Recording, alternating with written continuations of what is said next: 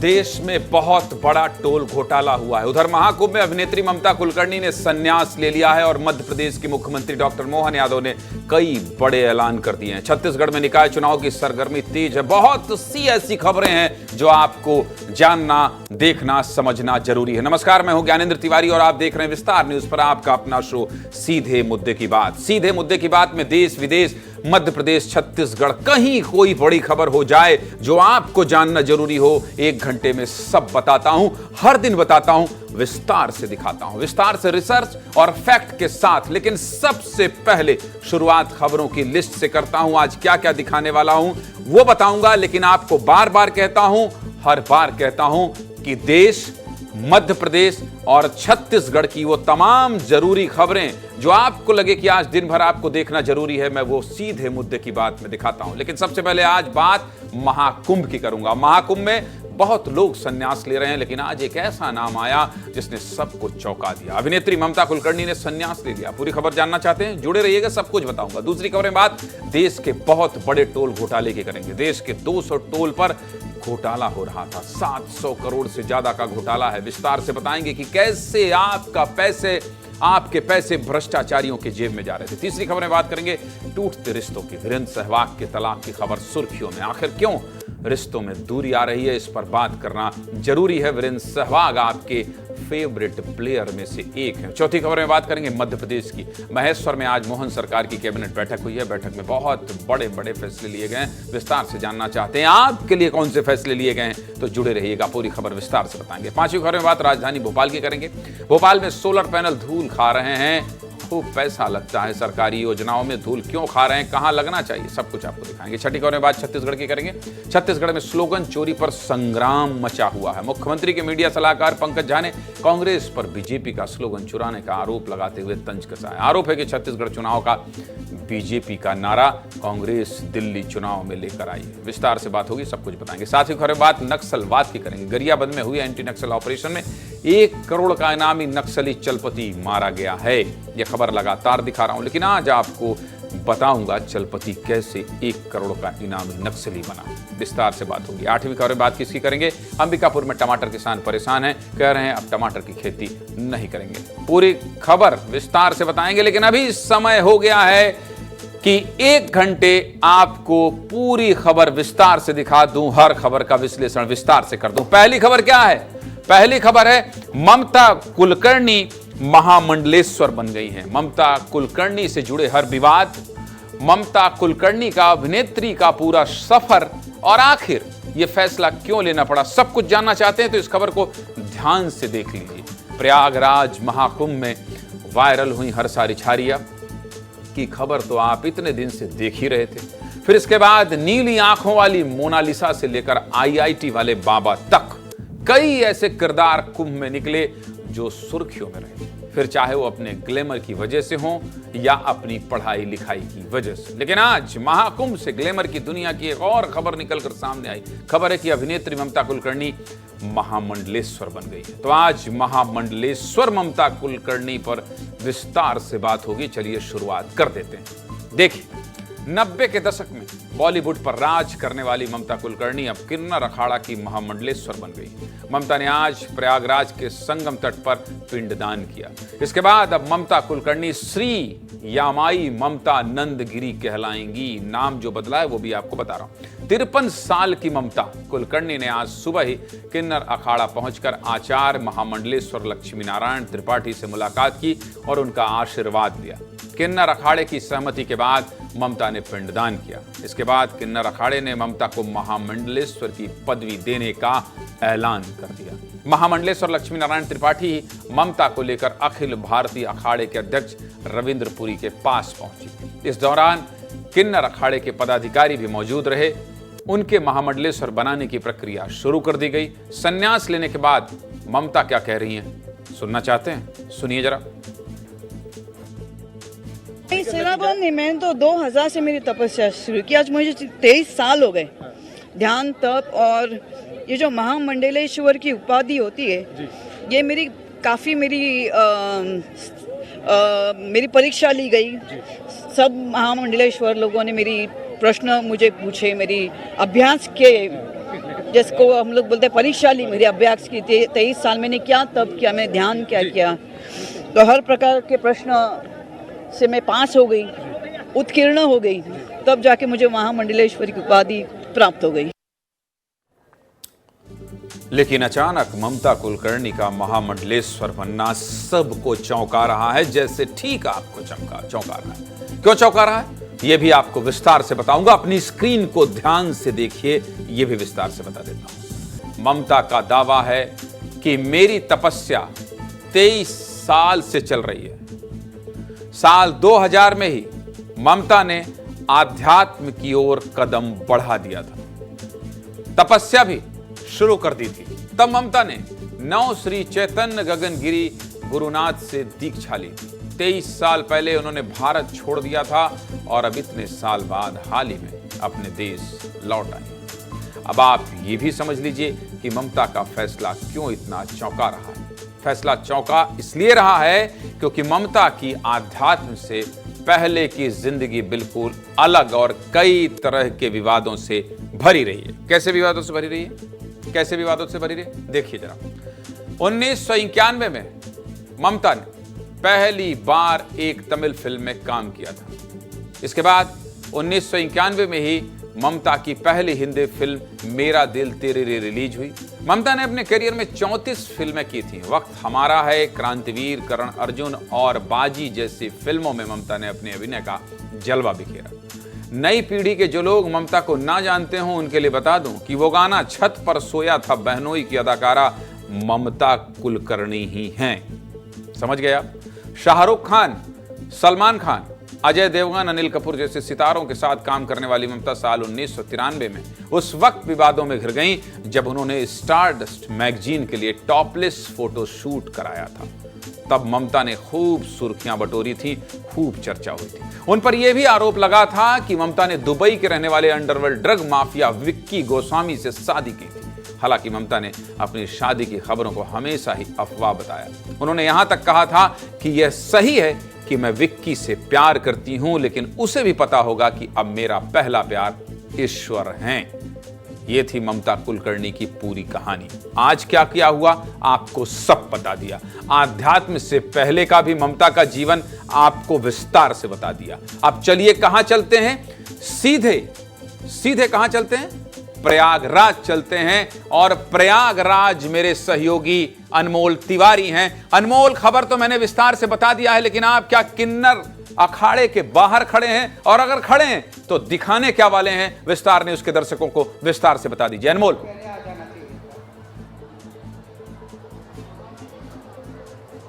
अब बिल्कुल ज्ञानेंद्र जी, देखिए मैं किन्नर अखाड़े में ही खड़ा हूं और मेरे ठीक पीछे देखिए इस वक्त ममता कुलकर्णी जो है उनका यहां पर पट्टाभिषेक किया जा रहा है। और ये देखिए यही वो पट्टाभिषेक कार्यक्रम होता है जिसके बाद कोई भी साध्वी जो होती हैं वो महामंडलेश्वर बनती हैं। और यहाँ पर देखिए किन्नर अखाड़े का आप माहौल देख सकते हैं कि अभी पर एक बड़ा भव्य कार्यक्रम का यहाँ आयोजन किया गया है। और यहीं पर जो है ममता कुलकर्णी जो बॉलीवुड की अभिनेत्री हैं उनका पट्टाभिषेक किया जा रहा है। यहीं पर जो है उनको किन्नर अखाड़े की तरफ से पदवी सौंपा जा रहा है, महामंडलेश्वर पदवी का। और आप देख सकते हैं कि लक्ष्मी नारायण त्रिपाठी जो आचार्य महामंडलेश्वर हैं वो खुद मंच पर मौजूद है और वो यहाँ पर देखिए पदवी सौंपते हुए नजर आएंगी। 53 साल की ममता देखिए आज सुबह ही महाकुंभ में किन्नर अखाड़े पहुंची थी। उनकी एक लंबी बातचीत हुई थी महामंडलेश्वर लक्ष्मी त्रिपाठी से और फिर जो है ये फैसला लिया गया कि जो ममता कुलकर्णी है उनको महामंडलेश्वर बनाया जाएगा। और आप तस्वीरें देखिए, ठीक जो भी साधु संत है, बड़े साधु संत है किन्नर अखाड़े के, वो तमाम मंच पर मौजूद है। और बड़ी बात यह है कि देखिए जो पट्टा अभिषेक होता है इसमें होता क्या है, दरअसल इसमें होता ये है कि जो दूध होता है, घी होता है, इसके चलामृत से जो है उनको नहलाया जाता है। और आप तस्वीर देख सकते हैं कि यहाँ पर ममता कुलकर्णी के अलावा जो है 2-3 और साध्वी हैं जिनको यहाँ पर आज महामंडलेश्वर बनाया जा रहा है। तो एक बहुत बड़ा भव्य और दिव्य कार्यक्रम यहाँ पर रखा गया है और बहुत बड़ी संख्या में लोग भी पहुंचे हुए हैं। दुर्गेश जी, एक बार लोगों की भी भीड़ दिखाइएगा, चूंकि देखिए किन्नर अखाड़े में हम लोग हैं तो एक बार लोगों की भी भीड़ अब दिखाइएगा दुर्गेश जी कि लोग भी बड़ी संख्या में पहुंचे हुए हैं ताकि यहाँ पर किन्नर अखाड़े में जो कार्यक्रम चल रहा है वो देख सके। और देखिए बड़ी बात यही है कि बॉलीवुड अभिनेत्री है ममता कुलकर्णी, इसीलिए भीड़ यहाँ पर लगी हुई है। और देखिए अभी ये जो पट्टाभिषेक कार्यक्रम हो रहा है, इसी के बाद जो है ममता कुलकर्णी महामंडलेश्वर बन जाएंगी आधिकारिक तौर पर। आप देख सकते हैं मंच पर तमाम महामंडलेश्वर आपको नजर आएंगे जो किन्नर अखाड़े से जुड़े हुए हैं। ज्ञानेंद्र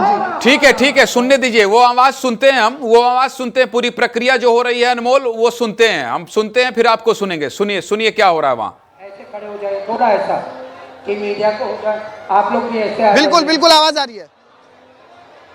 और सभी लोगों से निवेदन है शोर ना मचाएं, थोड़ा उस तरफ तो नीचे बैठ। ये दुर्गेश को पूरी प्रक्रिया दिखाएं अनमोल।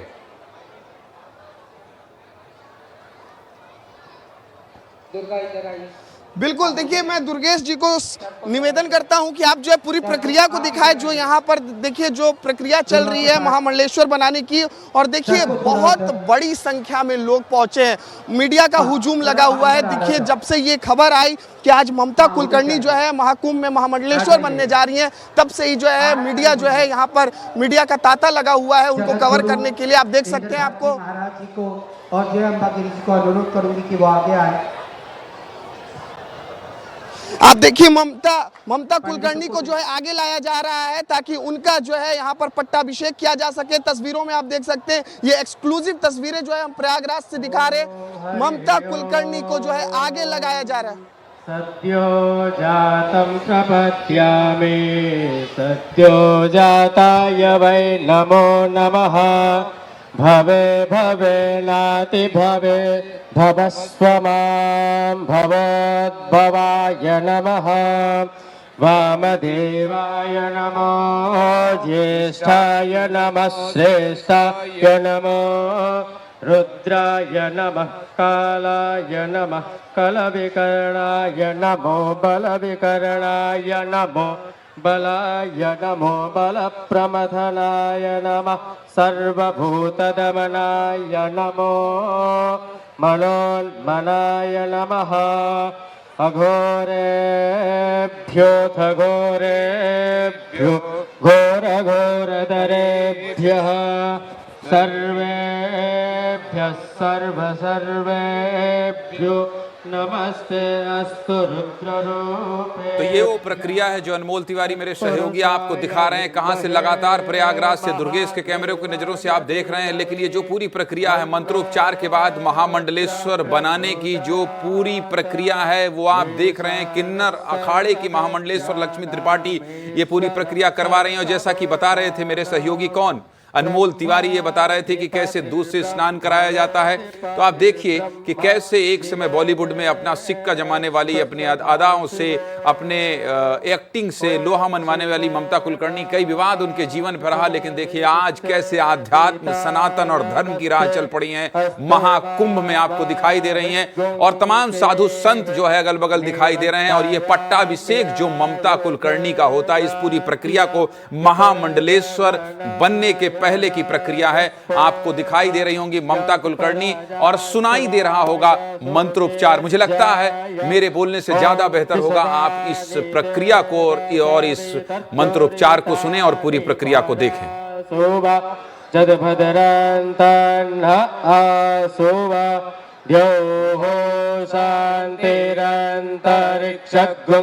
शान्तिः पृथिवी शान्तिरापः शान्तिरोषधयः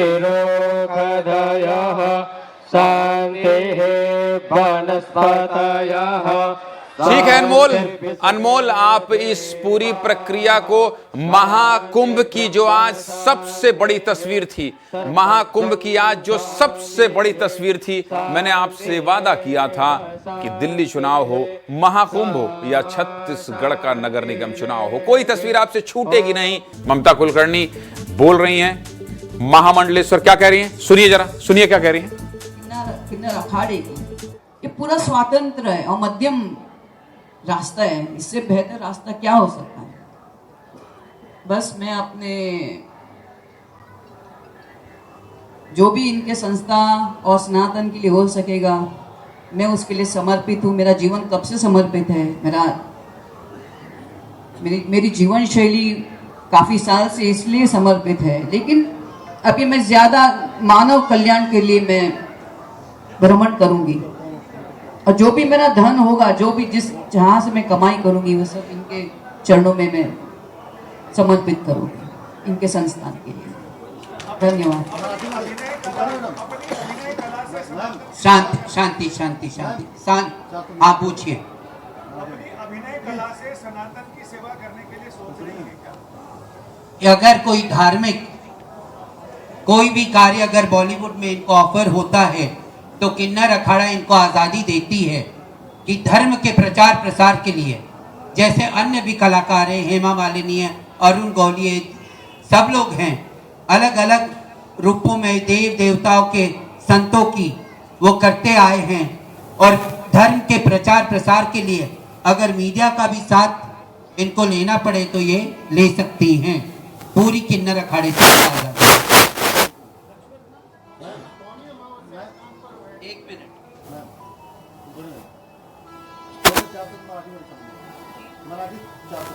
सांगा ना, मग काय पाहिजे?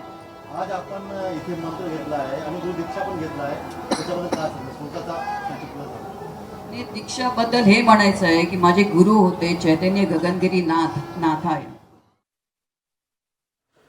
तो ये ममता कुलकर्णी को आप सुन रहे थे, और किन्नर अखाड़े की महामंडलेश्वर लक्ष्मी त्रिपाठी भी आपको बता रही थी कि अगर ये बॉलीवुड में कोई अभिनय का ऑफर इन्हें आता है तो वो इसकी छूट देंगी। यानी किन्नर अखाड़े की महामंडलेश्वर कह रही हैं कि जिस तरह से हेमा मालिनी और जिस तरह से अन्य एक्टर एक्ट्रेस राजनीति में आने के बाद भी, किसी धर्म कर्म के काम करने के बाद भी अपने मुख्य धारा का काम कर सकते हैं, वैसा ही किन्नर अखाड़ा ममता कुलकर्णी को भी छूट देगा। और अगली खबर क्या है, देख लीजिए। टोल, देश के 12 राज्यों में टोल घोटाला हुआ है। आप ये बताइए, आपके कार में अगर फास्टैग ना लगा हो और आप किसी टोल प्लाजा में चले जाएं तो क्या होता है? 2 गुना पैसा लगता है, बहुत अखरता है। उस समय लगता है ना कि अरे यार बताओ, काश ये फास्टैग रिचार्ज होता तो इतना पैसा ना देना पड़ता। 50 का 100 देने में अखरता है कि नहीं अखरता है? अखरता है ना। जब बहुत मजबूर हो जाते हैं, लेकिन आपको क्या करते हैं टोल वाले? कहते हैं गाड़ी बैक करो, या तो रिचार्ज करो, या तो 2 गुना पैसा दो। कोई ऑप्शन होता है? नहीं होता है। लेकिन टोल प्लाजा पर भ्रष्टाचार होने लगे, घोटाला होने लगे, फिर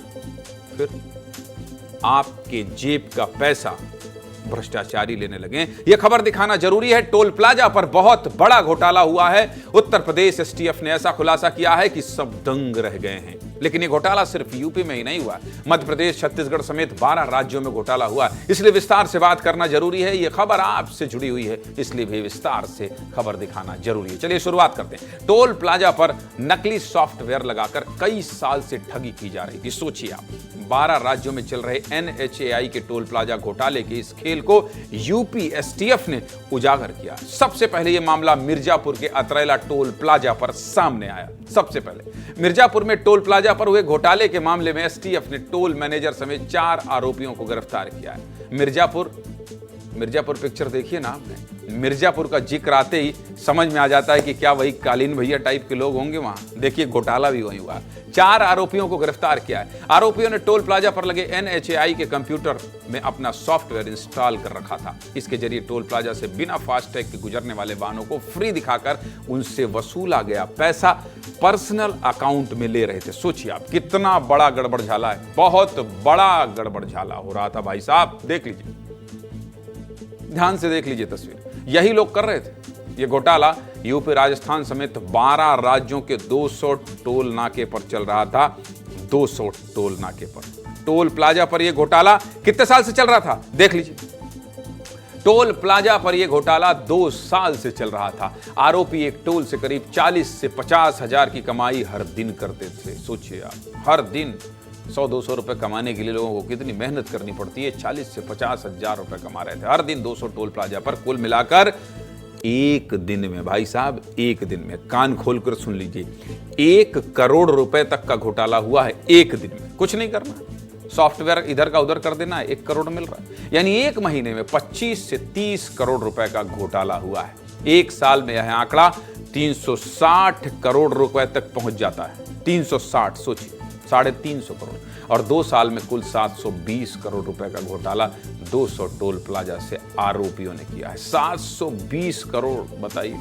ये भी देख लीजिए। किन किन राज्यों में ये घोटाला चल रहा था ये भी दिखा देता हूं। जिन 12 राज्यों में घोटाला चल रहा था उसकी लिस्ट देख लीजिए। उत्तर प्रदेश, महाराष्ट्र, राजस्थान और मध्य प्रदेश, छत्तीसगढ़, असम, जम्मू कश्मीर, गुजरात, झारखंड, हिमाचल प्रदेश, ओडिशा और पश्चिम बंगाल में एक घोटाला हो रहा था। देखिए इस लिस्ट में मध्य प्रदेश भी है और छत्तीसगढ़ भी शामिल है। मतलब एमपी छत्तीसगढ़ के टोल प्लाजा पर भी एक घोटाले का खेल चल रहा था। मध्य प्रदेश छत्तीसगढ़ के टोल नाके से अगर आप गुजरे हैं तो याद रखिएगा भ्रष्टाचारियों ने आपके जेब का पैसा लिया है। मध्य प्रदेश के किस टोल प्लाजा पर चल रहा था वो भी देख लीजिए।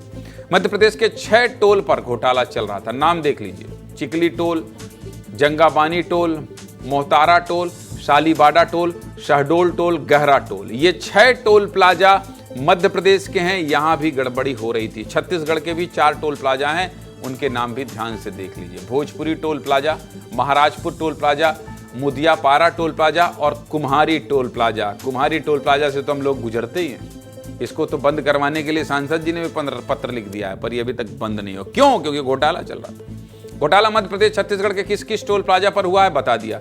मध्य प्रदेश छत्तीसगढ़ में टोल प्लाजा पर यह रिपोर्ट देख लीजिए, फिर उसके बाद विस्तार से बात करेंगे। देखिए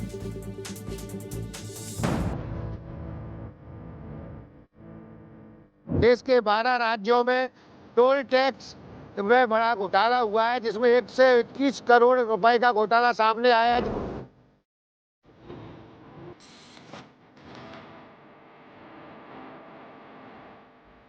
उत्तर प्रदेश की एसटीएफ टीम ने टोल घोटाले का जो खुलासा किया है उसमें मध्य प्रदेश के 6 टोल सामने आए हैं। एक शहडोल का भी टोल सामने आया है। चीजों को यहाँ पर आके टटोला, हालांकि इनके अपने दावे हैं और इनकी अपनी बातें हैं कि यहाँ पर किसी भी प्रकार का जो भ्रष्टाचार किया जा रहा है, जो घोटाला किया जा रहा है, जो नकली सॉफ्टवेयर डाला गया है, इसका इन्होंने पूरी तरह खंडन किया है।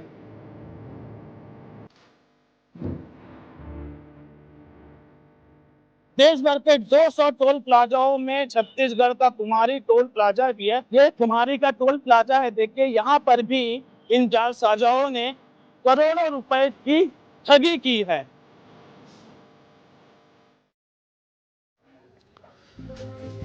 आप लोग हाईवे से गुजरते हैं, जगह जगह टोल टैक्स देना पड़ता है। फास्ट टैग लगा है तो सीधे अकाउंट से कट जाता है, नहीं तो कैश देकर रसीद लेते हैं तो 2 गुना पैसा देना पड़ता है, जो दर्द मैंने आपको शुरू में बताया। लेकिन अब जो घोटाला हुआ है उसमें टोल टैक्स ही झोल टैक्स बन गए हैं। समझ गए आप? अब ये देख लीजिए, मेरे बगल में पूरी डिटेल बता देता हूं। आखिर इतना बड़ा घोटाला हुआ कैसे? इस पूरे घोटाले का मास्टरमाइंड आलोक सिंह पहले टोल प्लाजा पर काम करता था। वहीं से टोल प्लाजा का ठेका लेने वाली कंपनियों के संपर्क में आया। इसके बाद टोल प्लाजा मालिकों की मिलीभगत से एक सॉफ्टवेयर बनाया। टोल प्लाजा पर लगे NHAI कंप्यूटर में अपना बनाया सॉफ्टवेयर इंस्टॉल कर दिया, जिसका एक्सेस अपने लैपटॉप से कर लिया। सोचिए आप, इसमें टोल प्लाजा के IT कर्मियों ने भी साथ दिया। मतलब ये टोल प्लाजा के जो ठेकेदार हैं, इन सब की मिलीभगत से हुआ। ये तो बात हुई कि घोटाले की शुरुआत कैसे हुई। आरोपी कैश काउंटर की वसूली में धांधली करते थे। आपको पता है, बिना फास्टैग वाले वाहनों से वसूला गया टैक्स NHAI के खाते में जमा नहीं होता था। इस सॉफ्टवेयर के जरिए बिना फास्टैग वाली गाड़ियों या फास्टैग अकाउंट में कम पैसे वाली गाड़ियों से 2 गुना पैसा तो लिया जाता था, फर्जी रसीद भी दी जाती थी। सॉफ्टवेयर के जरिए सीधे आरोपियों के बैंक खाते में पैसा ट्रांसफर हो जाता था। समझ गए आप? इस पूरे घोटाले को अंजाम देने के पीछे मास्टरमाइंड आलोक सिंह ही है, जिसको यूपी एसटीएफ ने वाराणसी के बाबतपुर एयरपोर्ट के पास से पकड़ा है। इसके अलावा राजीव मिश्रा, मनीष मिश्रा नाम के 2 और आरोपियों को पुलिस ने गिरफ्तार किया। गिरफ्तारी के बाद आरोपियों से लगातार पूछताछ चल रही है और इस पूछताछ में कई बड़े खुलासे हो रहे हैं, बहुत बड़े बड़े खुलासे हो रहे हैं। टोल टैक्स के जिन पैसों में घोटाला हुआ है वो पैसे हम और आप ही तो देते हैं। सोचिए, 720 करोड़ रुपए तक का घोटाला हो गया। टोल पर वसूली और घोटाले का मामला सामने आता रहा है। टोल प्लाजा अब आम आदमी की जेब पर भारी पड़ रहे हैं और टोल कंपनियों के साथ साथ सरकार की जेब इससे भरती जा रही है। यह हम नहीं बल्कि खुद मध्य प्रदेश सरकार की एक रिपोर्ट में भी खुलासा हो चुका है। देख लीजिए, भोपाल, देवास, 4 लेन स्टेट हाईवे की रिपोर्ट बताती है कि 150 किलोमीटर लंबे स्टेट हाईवे के निर्माण पर 426 करोड़ रुपए खर्च हुए। इस हाईवे का निर्माण साल 2010 में हुआ। साल 2011 से साल 2024 तक इस हाईवे से टोल टैक्स की वसूली 1610 करोड़ रुपए से ज्यादा की गई। लागत से कितना ज्यादा आम जनता से वसूला जा रहा है, यह सिर्फ एक हाईवे की रिपोर्ट है भाई साहब। एक हाईवे की रिपोर्ट में देख लीजिए, सब हुआ। समझ रहे हैं आप?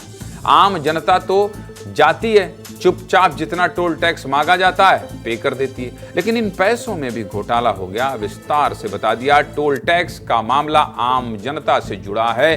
पैसा जनता दे रही है। सरकारी खाते में जाना था लेकिन चला गया बिचौलियों के खाते में, भ्रष्टाचारियों के खाते में। गाड़ी में लगा फास्टैग, उससे कट रहा पैसा सही जगह जा रहा है या नहीं, और टोल प्लाजा वाले सही कर रहे हैं या नहीं कर रहे हैं। हर 4 पहिया गाड़ी से खरीदने वाले मालिक से ये खबर जुड़ी थी, इसलिए इतने विस्तार से बताया, पूरा विश्लेषण किया। आम जनता से जुड़ी खबर है। जब आम जनता से जुड़ी खबर बताऊंगा, इसी तरह से विस्तार से विश्लेषण करूंगा। चलिए आगे बढ़ते हैं। और आगे कौन सी खबर है आपको पता है? एक ऐसी खबर है जो हर घर से जुड़ी है, पति पत्नी के विवाद से जुड़ी है। कौन सी खबर है, देख लीजिए। क्या वीरेंद्र सहवाग का तलाक हो गया है? और इनका तलाक हो गया है इसलिए क्योंकि आजकल फिल्मी दुनिया, क्रिकेट की दुनिया, बड़े लोगों की दुनिया में इंस्टाग्राम में अनफॉलो कर देना भी तलाक का साइन माना जाता है। इसलिए अगर अपनी पत्नी को सहवाग ने अनफॉलो कर दिया है तो कहा जा रहा है कि क्या तलाक हो गया है। चलिए विस्तार से बता देते हैं। परिवार टूट रहे हैं, रिश्ते खत्म होते जा रहे हैं। भारत में तलाक के मामले लगातार बढ़ते जा रहे हैं। लगातार रिश्तों में दरार की खबरें आती रहती हैं। कई बड़े बड़े सितारे सालों तक साथ रहने के बाद अलग होने का फैसला कर रहे हैं। अब खबर आ रही है कि पूर्व क्रिकेटर वीरेंद्र सहवाग और उनकी पत्नी आरती अहलावत ने भी अलग होने का फैसला कर लिया। इंस्टाग्राम पर दोनों ने एक दूसरे को अनफॉलो कर दिया है और पत्नी आरती ने अपने अकाउंट को प्राइवेट भी कर दिया है। अभी सहवाग परिवार की तरफ से कोई आधिकारिक बयान तो नहीं जारी किया गया है, लेकिन दोनों के रिश्तों में खटपट की खबर खूब चर्चा में। खबरें तो ये भी हैं कि वीरेंद्र सहवाग और उनकी पत्नी काफी समय से अलग रह रहे हैं। ये तो अभी खबर है, पुष्टि होगी तो वो भी बताएंगे। लेकिन आजकल रिश्तों में दरार की खबरें लगातार बढ़ रही हैं। इससे पहले भी अभी हाल ही में 2 और क्रिकेटरों के रिश्तों में दरार की खबर आई थी। क्रिकेटर युजवेंद्र चहल और उनकी पत्नी धनश्री के तलाक की खबर आई। इसी महीने क्रिकेटर मनीष पांडे और उनकी पत्नी आश्रिता के रिश्तों में खटपट की खबर आई। हाल ही में मशहूर सिंगर AR रहमान और उनकी पत्नी सायरा बानो के भी तलाक की खबर आई थी। बड़े बड़े सितारों के तलाक की खबर से उनके फैंस पर असर तो पड़ता ही, खबरें सुर्खियों में रहती हैं। समझ गया? भारत में डिवोर्स के मामले तेजी से बढ़ रहे हैं। इसके पीछे की वजह भी बता देता हूं। तलाक के मामले पारंपरिक सोच और आधुनिक जीवन शैली के बीच तेजी से बढ़े अंतर की वजह से बढ़ रहे हैं। रिश्तों में बातचीत की कमी भी रिश्ते टूटने की एक अहम वजह है। पार्टनर को समय न देना भी रिश्तों में टूट की एक अहम वजह है। भाग दौड़ भरी जिंदगी में लोग अपने रिश्तों के लिए समय नहीं निकाल पाते हैं। रिश्तों में विश्वास की कमी भी रिश्ते टूटने की एक अहम वजह है। कई बार लोग अपने पार्टनर से छोटी छोटी बातों पर झूठ बोल देते हैं, जिससे रिश्ते कमजोर होने लगते हैं और एक समय के बाद रिश्ते टूटने कगार पर पहुंच जाते हैं। और क्या वजह हो सकती है, इसके लिए हमने मनोचिकित्सक से भी बात की है। सुनना चाहते हैं? सुनिए। देखिए, बढ़ते तलाक के पीछे के कारणों को हम समझें अगर, तो आप देखिए कि पहले तलाक इसलिए नहीं होते थे ज्यादातर मामलों में क्योंकि वहां पर सामाजिक स्वीकार्यता नहीं हुआ करती थी। अगर हम कारणों की बात करें तो सामाजिक एक्सेप्टेंस और महिलाओं की आर्थिक स्वतंत्रता और कहीं ना कहीं इंडिविजुअलिटी को, महिला हो या पुरुष है, दोनों ही खुद को महत्व दे रहे हैं, चाहे वो उनकी मानसिक सेहत हो या शारीरिक सेहत हो। और कई बार लोग नए संबंध स्टार्ट करने में भी अब नहीं हिचकते, जिसके चलते इन डिवोर्सेस की संख्या बढ़ रही है। रिश्ते क्यों टूट रहे हैं ये तो बता दिया। ये रिपोर्ट देखने के बाद कई लोगों को ये लग रहा होगा कि हाँ यार, ये वजह तो है। परिवार को समय तो देना चाहिए, मैं खुद भी नहीं दे पाता हूँ। कई बार मेरे घर में भी झगड़ा होता है। पार्टनर के साथ बातचीत तो करनी चाहिए। अगर आप अपने बिगड़ते रिश्ते सुधारना चाहते हैं तो बातचीत को प्राथमिकता दें और अपनी पार्टनर की भावनाओं को समझिए। टूटते रिश्तों को लेकर हमने आम लोगों से भी बात की है, वो क्या कह रहे हैं ये भी सुनिए। यंगस्टर्स हैं, अपने परिवार को भी इतना टाइम देते रहना चाहिए, लेकिन महिलाओं को भी समझना चाहिए कि इनका शेड्यूल थोड़ा टाइट रहता है, लेकिन उस हिसाब से भी इनको अगर टाइम दे दें तो उनका लाइफ स्टाइल अच्छी हो सकती है। लोगों की लाइफ स्टाइल क्या, पब जाना, घूमना फिरना, इनको रिश्तों को इम्पोर्टेंट ना देना, फैमिली के साथ ना बैठना, तो इसलिए इनके रिश्ते टूटते जा रहे हैं। वो इसी कारण से हो रहे हैं कि जो अपने आसपास के लोगों को समय नहीं दे, अपनी फैमिली को समय नहीं देकर वो अपनी जो आसपास की चकाचौंध है उसको समय देते। इनके लिए तलाक जो होता है ना, गाजर मूली होती है। तलाक करना कोई वो नहीं है, इनके पास इतना पैसा होता है, तलाक दे देंगे। अरे ये तो पॉपुलर बनने के चक्कर में है, बड़े आदमी के चोचले नहीं पता लगते। छोटे आदमी के तो घर में घुस जाओगे तुम, झुग्गी वाले घर में घुस जाओ, क्या बना रहा है, क्या हथियार रखा है नहीं रखा। बड़े आदमी तो अजगर रखे हुए हैं। लोगों को क्या है कि आज वो चीजें जो पहले हुआ करती थी, पति पत्नी का जो एक धर्म भाव होता था, जो पवित्रता होती थी, अब वो रही नहीं। अब लोगों को विकल्प चाहिए नए नए। सबसे बड़ा मुख्य कारण है उनके बीच में टाइम। अगर वो टाइम नहीं दे पाते हैं तो ये शायद हो सकता है मेरे अकॉर्डिंग। आजकल क्या है कि लोग बहुत व्यस्त रहते हैं, तो आपसे तालमेल जो है बैठ नहीं पाता है। इस वजह से रिलेशनशिप जो है ज़्यादा दिन तक टिक नहीं पाता है। आजकल क्या है, लोग बाग सोशल मीडिया पे ज़्यादा यानी व्यस्त रहते हैं, तो अपनी पर्सनल लाइफ में यानी देख नहीं पाते अपने। सीधे मुद्दे की बात क्या है? सीधे मुद्दे की बात यही कि रिश्तों को टूटने मत दीजिए, और हाँ, समय दीजिए। आगे बढ़ते हैं। अगली खबर कौन सी है ये बता देता हूं। मध्य प्रदेश की खबर है। महेश्वर में कैबिनेट बैठक के बड़े फैसले, और आपको दिखाई दे रहे हैं मध्य प्रदेश के मुख्यमंत्री डॉक्टर मोहन यादव और पूरी कैबिनेट कहां है। मंत्री परिषद की बैठक चल रही है लोक माता अहिल्याबाई होलकर के 300वें जन्म जयंती वर्ष के अवसर पर महेश्वर में। मध्य प्रदेश सरकार के लिए आज बहुत महत्वपूर्ण दिन रहा। कारण था आज तीसरी बार राजधानी भोपाल से बाहर मध्य प्रदेश सरकार की कैबिनेट की बैठक हुई, और मौका था लोक माता देवी अहिल्याबाई की 300वीं जयंती का। इस ऐतिहासिक मौके पर कभी अहिल्याबाई होलकर की राजधानी रही महेश्वर में कैबिनेट की बैठक हुई। इसमें कई बड़े फैसलों पर मुहर लगाई गई। बैठक के बाद खुद मुख्यमंत्री डॉक्टर मोहन यादव मीडिया के सामने आए और कैबिनेट बैठक में लिए गए अहम फैसलों की जानकारी दी। क्या कहा हुआ है आज दिन भर विस्तार से देख लीजिए। चलिए सब कुछ बता देते हैं। आज महेश्वर में हुई बैठक में एक नजर में जानना हो तो ये 4 तस्वीरें देख लीजिए।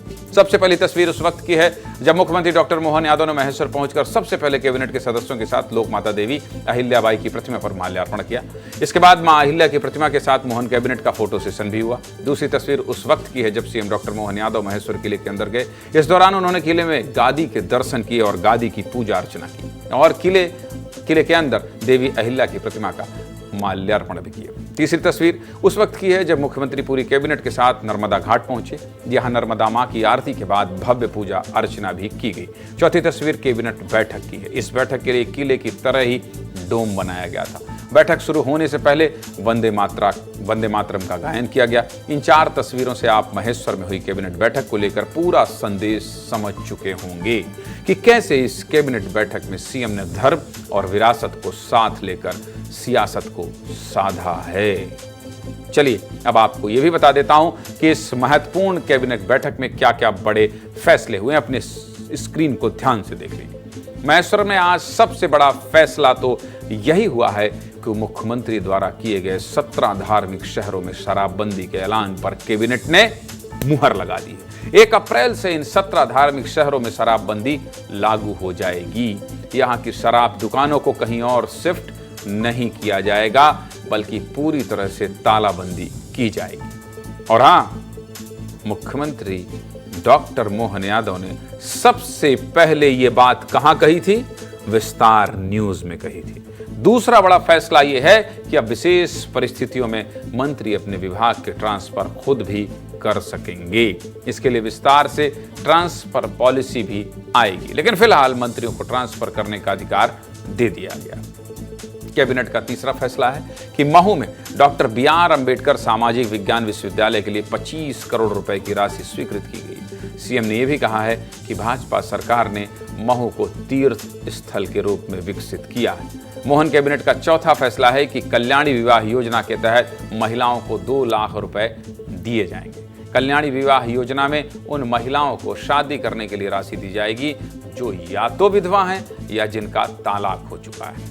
कैबिनेट का 5वां बड़ा फैसला है कि राजधानी भोपाल के बावड़िया कला में 180 करोड़ रुपए की लागत से एक फ्लाईओवर बनाया जाएगा।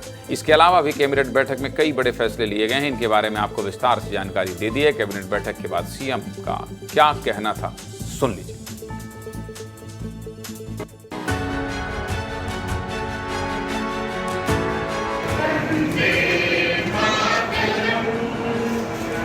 मुझे इस बात की प्रसन्नता है कि हमारे मंत्रिमंडल के सभी माननीय मंत्रीगणों के साथ, माननीय उप मुख्यमंत्रीगणों के साथ, और हमने जो निर्णय किए वो भी माँ अहिल्या के उस शासनकाल को स्मृति में रखते हुए आज का दिन ऐतिहासिक बनाने का प्रयास किया गया है। निर्णय हमने किया है कि विशेष परिस्थितियों में माननीय मंत्रीगण भी ट्रांसफर कर सकेंगे। इस विषय को आज हमने कंप्लीट किया है। सामाजिक समरसता की भावना का जो अहिल्या माता का भाव रहा है, इसी आधार पर डॉक्टर भीमराव सामाजिक विज्ञान विश्वविद्यालय को 25 करोड़ राशि देकर के हमने हमारी जो अंबेडकर विश्वविद्यालय महू में है, इसका विधि संकाय को और अन्य आधारभूत संरचनाओं के लिए ये राशि देने की घोषणा की है। मुख्यमंत्री मोहन यादव और कैबिनेट में हुए फैसलों की बात मैंने आपको बता दी। कैबिनेट बैठक के लिए मध्य प्रदेश के लगभग सभी मंत्री महेश्वर पहुंचे थे। मध्य प्रदेश सरकार के इन मंत्रियों का आज ही इस बैठक को लेकर क्या कहना था, हमारे सहयोगी पुनीत विजय वर्गीय ने उनसे बातचीत की है। मंत्री क्या कह रहे हैं, ये भी सुनिए।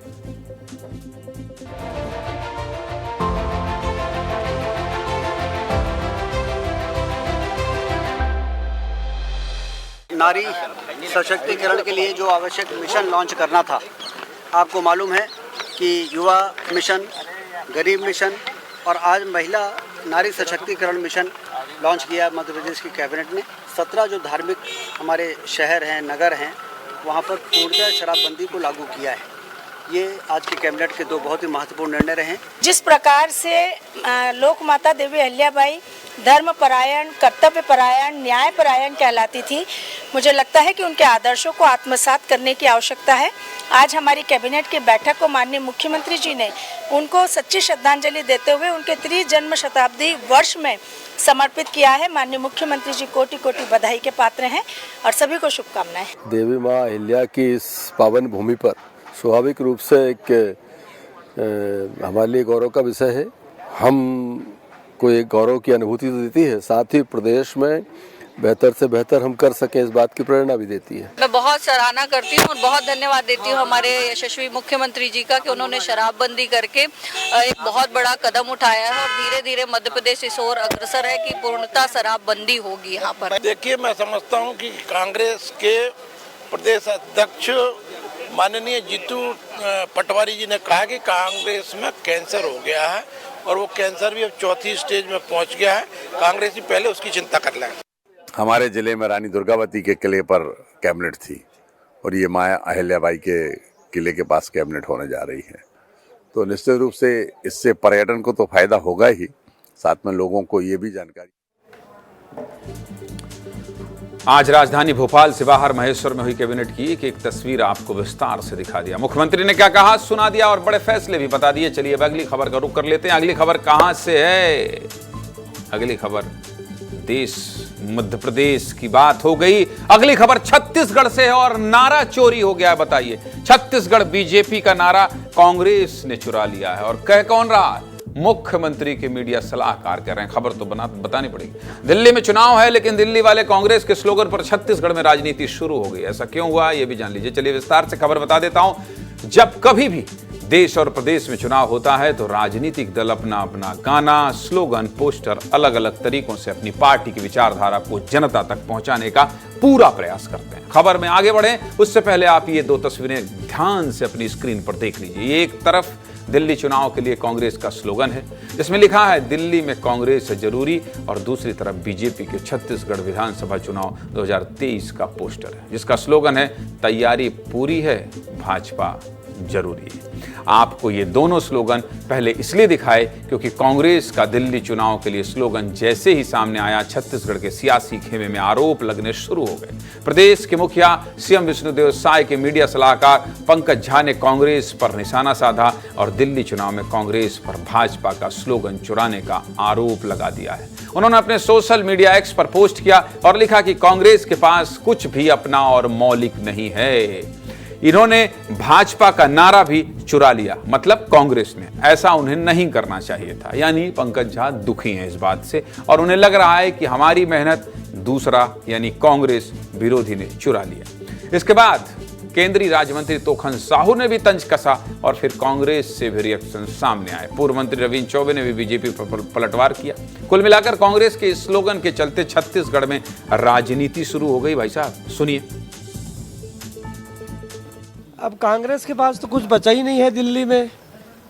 विधानसभा में, लोकसभा में, नगर पालिका के चुनावों में, नगर निगमों में उसके पास कुछ बचा ही नहीं है। तो वो नारा चुराया, कुछ भी चुराए, लेकिन दिल्ली की जनता इस बार कह रही है कि आपदा जाएगी और भाजपा आएगी। भारतीय जनता पार्टी की पूर्ण बहुमत की सरकार बनने जा रही है। पूरे दिल्ली में आदरणीय शीला जी के काम पे अब लोग चर्चा करना शुरू कर दिए हैं। हमको भारतीय जनता पार्टी के नारे चुनाने की जरूरत है। कांग्रेस के पास कार्यक्रम है, नीतियां हैं, हमारे सारे प्रोग्राम हैं, इसलिए हम अपने कार्यक्रमों को लेके जा रहे हैं। अब चुनावी समय है तो बयानबाजी चलती रहेगी। सीधे मुद्दे की बात क्या है? सीधे मुद्दे की बात तो यही है कि कांग्रेस पर स्लोगन चोरी का आरोप लग गया है। दिल्ली में चुनाव है, छत्तीसगढ़ में तनाव बढ़ गया है। चलिए आगे बढ़ते हैं। अगली खबर नक्सल प्रभावित जिलों से है। और क्यों है पता है आपको? 1 करोड़ का नक्सली, 1 करोड़ का इनामी नक्सली कोई कैसे बनता है? आपके दिमाग में, आपके जहन में ये सवाल आता है कि नहीं आता? जब बड़े बड़े एनकाउंटर होते हैं, बड़े बड़े नक्सली मारे जाते हैं, आपके दिमाग में यह ख्याल आता है कि नहीं आता? 1 करोड़ का इनामी नक्सली, इसके ऊपर 1 करोड़ का इनाम क्यों भाई? आपको पता है? नहीं पता है? खबर देख लीजिए, सब जान जाएंगे। छत्तीसगढ़ के गरियाबंद में जवानों और नक्सलियों के बीच जो मुठभेड़ हुई उसकी भी चर्चा कर लेते हैं, क्योंकि छत्तीसगढ़ के रायपुर से सिर्फ 160 किलोमीटर दूर, सोचिए आप, किसी प्रदेश की राजधानी से महज 160 किलोमीटर दूर गरियाबंद में नक्सलियों का सबसे बड़ा ठिकाना था। और इसी महफूज ठिकाने पर नक्सलियों को सबसे बड़ा नुकसान हुआ है।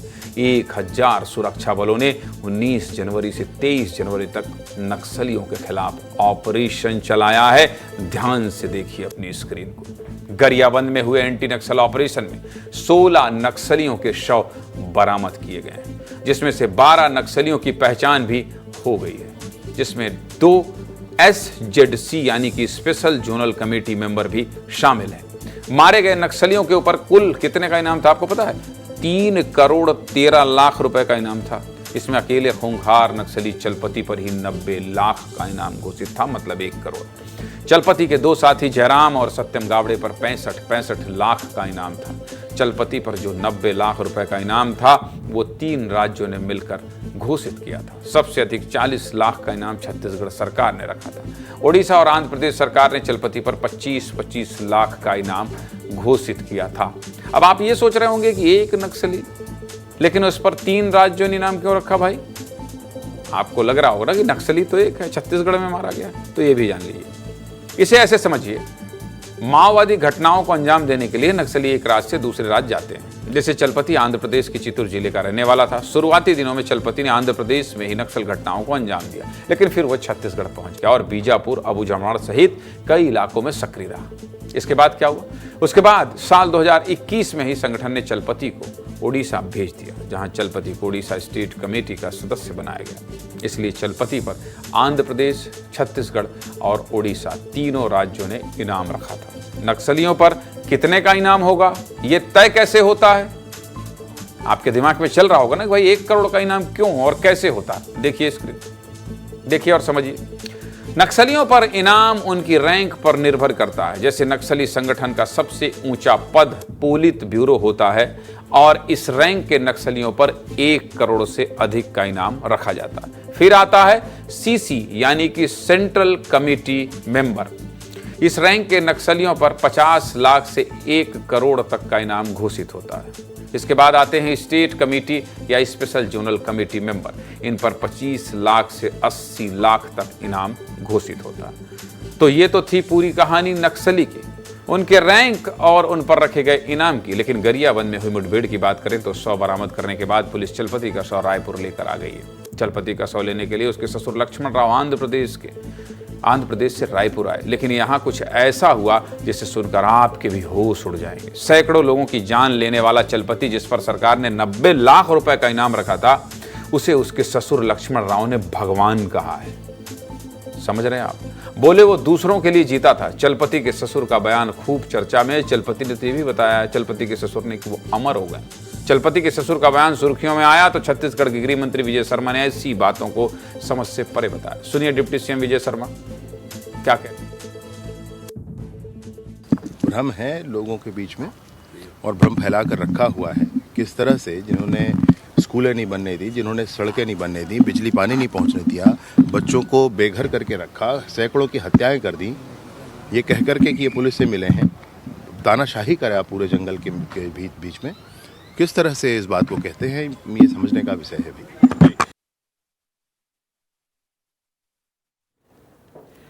सीधे मुद्दे की बात क्या है? सीधे मुद्दे की बात यही है कि 1 करोड़ का इनामी चलपति को मारकर हमारे सुरक्षा बलों ने नक्सलवाद के खात्मे के संकल्प को और मजबूत किया है। अमित शाह ने कहा है कि हथियार छोड़कर मुख्य धारा में शामिल हो जाइए, नहीं तो पाताल में भी छिपे रहोगे तो मारे जाओगे। देख लीजिए, गरियाबंद के भालूडिगी जंगल में घुसकर छिपे हुए थे, लेकिन 1000 जवानों ने पूरे जंगल को घेर लिया और सबसे बड़े नक्सली को खत्म कर दिया। चलिए अब आगे बढ़ते हैं और अगली खबर छत्तीसगढ़ के टमाटर के किसान से जुड़ी हुई है। और खबर क्या है? टमाटर की खेती नहीं करेंगे किसान। इस तरह की निराशा, इस तरह की मायूसी क्यों आ गई है किसानों में? चाहे कुछ भी हो जाए, अब टमाटर की खेती नहीं करेंगे। भले हमारे खेत खाली रह जाए, लेकिन टमाटर की खेती नहीं करेंगे। ये शब्द सरगुजा जिले के किसानों के हैं, जिन्होंने रोते रोते अपना दर्द विस्तार न्यूज़ को बताया। सरगुजा जिले के किसान टमाटर की खेती करने के बाद बर्बाद हो गए हैं। किसानों को करोड़ों रुपए का नुकसान हुआ है। कैसे? देख लीजिए तस्वीर। दो तस्वीरें हैं। पहले तस्वीर खेतों में मौजूद टमाटर की है। बहुत बढ़िया पैदावार हुई है टमाटरों की। दूर से ही खेतों में टमाटर दिख रहे हैं, लेकिन फिर भी किसानों के चेहरे की चमक चली गई है। दूसरी तस्वीर देखिए, किसान बहुत परेशान हैं, इतने तकलीफ में हैं कि रो रहे हैं, दुखी हैं, बिलख रहे हैं। टमाटर की इतनी अच्छी फसल होने के बाद भी इन किसानों की लागत तक नहीं निकल पा रही है, जिसके चलते किसान कर्ज में चले गए हैं। पूरा मामला विस्तार से जान लीजिए। छत्तीसगढ़ के सरगुजा जिले में किसानों को टमाटर का भाव बहुत कम मिल रहा है। मंडी में टमाटर महज 2 से 3 रुपए किलो बिक रहा है। महज 2 से 3 रुपए किलो बिक रहा है। समझ गया? अभी कुछ दिन पहले 80 रुपए खरीदा था कि नहीं? इतने कम रुपए में भला क्या हो सकता? यही वजह है कि अब सरगुजा में किसान टमाटर की खेती करने से डरने लगे हैं। सरगुजा संभाग के 6 जिलों में करीब 12,000 हेक्टेयर से ज्यादा में टमाटर की खेती की गई। 6,000 से ज्यादा किसानों ने अपने खेतों में टमाटर का पौधा लगाया, लेकिन किसानों को इससे थोड़ा भी मुनाफा नहीं हो रहा है। रेट कम होने से किसानों को 1 हेक्टेयर में 2.5 लाख रुपयों का नुकसान हुआ है। 2.5 लाख रुपए का नुकसान 1 हेक्टेयर में। कुल मिलाकर देखें तो किसानों को करीब 300 करोड़ का नुकसान हो गया भाई साहब, 300 करोड़, जिसके चलते किसानों का हौसला टूट गया। आगे सब कुछ बताऊंगा, लेकिन पहले हमारे सहयोगी दिलीप जायसवाल की आप ग्राउंड रिपोर्ट देखिए, जो खुद गए हैं किसानों का दर्द जानने। देखिए रिपोर्ट।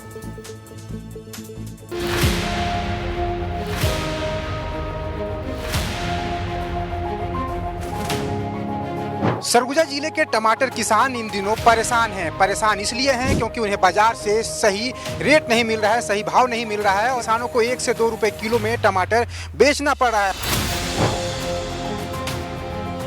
नुकसान हो गया।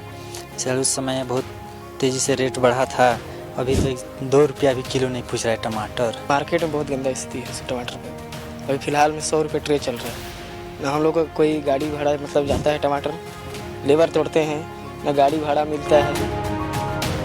मंडी भी भेज रहे हैं तो उसका कोई उपयोग नहीं हो रहा है। 2 रुपया 1 रुपया जाता है, कुछ भी नहीं मिलता है।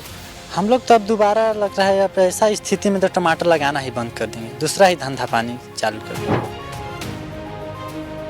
अरे बेटा जमर जांगर हर वथे गई गे बुढ़त काले में कर रहे टमाटर हर जम झर गई। किसान बहुत निराश हैं, हताश हैं, रो रही हैं मां, इनका दुख देखा नहीं जा रहा है। मुनाफा तो दूर, खेती की लागत भी नहीं निकल रही है। कम भाव मिलने के चलते सैकड़ों किसानों ने टमाटर को खेतों में ही छोड़ दिया है, जिसके चलते बहुत बड़ी मात्रा में टमाटर बर्बाद हो रहे हैं। ऐसे में अब किसानों पर दोहरी मार पड़ रही है। किसानों को पेट पालने का सबके साथ कर्ज पटाने के लिए भी जूझना पड़ रहा है। सरगुजा में अचानक टमाटर का भाव गिरने के पीछे वजह क्या है, ये भी जान लीजिए, बता देता हूं आपको। करीब 3 से 4 महीने पहले मंडी में टमाटर 40 से 50 रुपए किलो बिक रहा था। यही देखकर किसानों को लगा कि टमाटर की खेती करनी चाहिए, क्योंकि इसमें अच्छा मुनाफा मिलेगा। जिसके बाद सरगुजा संभाग में एक साथ करीब 12,000 हेक्टेयर से ज्यादा में टमाटर की खेती की गई। टमाटर की ज्यादा खेती होने के चलते बाजार में डिमांड से ज्यादा टमाटर की आपूर्ति शुरू हो गई, जिसके चलते टमाटर के भाव बहुत नीचे गिर गए। अब हालात ये है कि मंडी में 25 किलो के टमाटर का ट्रे मात्र 70 से 100 रुपए में बिक रहा है, जिसकी वजह से टमाटर को खेत से मंडी तक पहुंचाने का खर्च भी नहीं निकल पा रहा है। इस पूरे मामले पर व्यापारी और उद्यान अधिकारी क्या कह रहे हैं, सुनिए जरा। टमाटर बाजार अभी 100 से 150 रुपए बिक रहे हैं। कि आने वाली परिस्थिति के बारे में तो कोई नहीं जानता, लेकिन अभी टमाटर फसल जो है ज़्यादा तैयार है और उतना मतलब ग्राहक का डिमांड नहीं है, तो रेट तो डाउन रहेंगे। क्या वजह? अरे माल पक गए हैं ज़्यादा खेत में और ग्राहकों का डिमांड नहीं है, तो बाहर टमाटर डिमांड नहीं है, क्योंकि हर क्षेत्र में अपने अपने जगहों पर टमाटर निकलना शुरू हो गए हैं। तो अब पहले जो निकासी थी वो बंद हो गई है, अभी तो उनकी लागत निकलना मुश्किल है इसमें जी। अभी जो है सरगुजा संभाग में इसके पूर्व जो है जो टमाटर की खेती हुआ था उसका रेट सही सलामत था, क्योंकि कम एरिया में लगा था और कई मौसम की वजह से नष्ट भी हो गया, जिसकी वजह से उसका रेट सही मिला। लेकिन आज की स्थिति में जो रेट डाउन होने के कारण जो है अधिक से अधिक किसान जो है सरगुजा संभाग में टमाटर खेती किए थे, इसलिए जो है रेट डाउन हुए हैं। ये जो है जैसे केचप बनाने के लिए, सॉस बनाने के लिए जो प्रोसेसिंग यूनिट बनना चाहिए, ताकि इसका जो है उपयोग उसमें कम रेट में किया जा सकता है। हमारे किसान भाई परेशान हैं, रो रहे हैं। यह खबर अन्नदाता से जुड़ी हुई है, इसलिए इस खबर को सीधे मुद्दे की बात में दिखा दिया। प्राइम टाइम में किसानों का दर्द कौन दिखाएगा? आपका अपना चैनल विस्तार न्यूज दिखाएगा। चलिए आज बस इतना ही सीधे मुद्दे की बात में। लेकिन सीधे मुद्दे की बात में आपको लगता है कि इसी तरह से किसानों से जुड़ी खबर हो, आपसे जुड़ी खबर हो, खाद नहीं मिल रही हो, जमीन का कोई लफड़ा हो, या तो फिर अधिकारी नहीं सुन रहे हैं, नेता आपको टहला रहे हैं, तो आप किस नंबर पर समस्या भेजेंगे बता दीजिए। ये देखिए 8282824982 ये नंबर है जहां आप व्हाट्सएप कीजिए। आपकी खबर अगर यहां आती है तो मैं जरूर सीधे मुद्दे की बात में दिखाता हूं, क्योंकि मेरे लिए मुद्दा सिर्फ और सिर्फ आप है। और अगर आप खबर नहीं देख पा रहे हैं और अगर टीवी ट्यून नहीं कर पा रहे हैं तो आपको कहां जाना है? सोशल मीडिया प्लेटफॉर्म पर जाना है, आपको एक्स पर जाना है, आपको फेसबुक प्लेटफॉर्म पर जाना है। मिलियंस लोग देख रहे हैं, आपको यूट्यूब पर जाना है और आपको इंस्टाग्राम पर जाना है। इसके अलावा एक खबर और जान लीजिए। आज हमने नगर निगम चुनाव का आगाज कर दिया है कवरेज का। मेरे पीछे देख लीजिए, आप मेरे पीछे देख लीजिए, ये है मेयर की चेयर और मेयर की चेयर अब इसी तरह से दौड़ेगी। एक बार फिर से चलाइए इसको। मेयर की चेयर इसी तरह से आपके शहर, आपके गली, आपके मोहल्ले में पार्षद और महापौर को बैठाएगी, शहर शहर जाएगी और पूछेगी कि भाई साहब आपने 5 साल क्या किया।